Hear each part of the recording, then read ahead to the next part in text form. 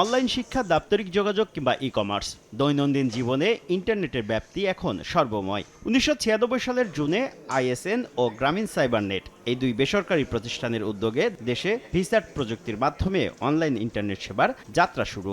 ২০০৬ সালে প্রথম সাবমেরিন কেবলে যুক্ত হবার পর গতি বাড়ে ইন্টারনেটের। করোনা মহামারীতে ৫০ লাখ থেকে কোটির ঘর ছাড়াই ব্রডব্যান্ড গ্রাহক। বিটিআরসি ও খাত সংশ্লিষ্টদের তথ্য, বর্তমানে দেশে অনুমোদিত ব্রডব্যান্ড সংযোগ ৪৮ লাখ। তবে বাস্তবে সংযোগ সংখ্যা ৯০ লাখ, যা ৩ কোটি ব্যবহারকারীকে সেবা দিচ্ছে।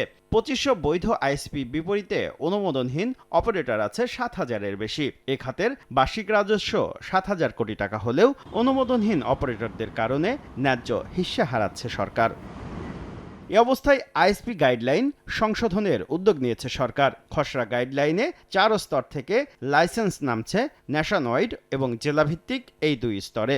ন্যাশনওয়াইড আইএসপি প্রতিষ্ঠানে থাকছে ৮০% পর্যন্ত বিদেশি বিনিয়োগের সুযোগ। প্রস্তাব দেওয়া হয়েছে অনুমোদনহীন অপারেটরদের নিয়ন্ত্রণ ও জবাবদিহিতা নিশ্চিতে রিসেলার মডেল চালুরও।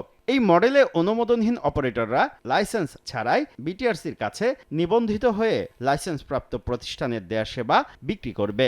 তবে সরকারকে চিঠি দিয়ে সেবাদাতাদের সংগঠন আইএসপিএবি বলছে, এই মডেল স্থানীয় বাজারে রাজনৈতিকভাবে প্রভাবশালী অনুমোদনহীন অপারেটরদের আধিপত্য বাড়াবে। প্রত্যন্ত অঞ্চলে প্যাকেজ মূল্যে অনিয়মে কমবে সেবার মান। রিসেলার মডেল দিয়ে নির্দিষ্ট এলাকায় নির্দিষ্ট ব্যবসায়ী ব্যবসা পরিচালনা করবে, নির্দিষ্ট এলাকাটা জিম্মি করে নেবে, জিম্মি করে কোয়ালিটি অফ সার্ভিস এনশিওর করবে না, প্লাস ৫০০ টাকার ব্রডব্যান্ড ১,০০০ টাকা ১,৫০০ টাকা লাস্ট মাইল ইউজারের কাছ থেকে নেবে। রিসেলার মডেলটা থাকা উচিত নয়। তবে অংশীজনদের মতামত নিয়েই ব্রডব্যান্ড খাতকে ঢেলে সাজাতে চান প্রধানমন্ত্রীর ডাক ও টেলিযোগাযোগ উপদেষ্টা।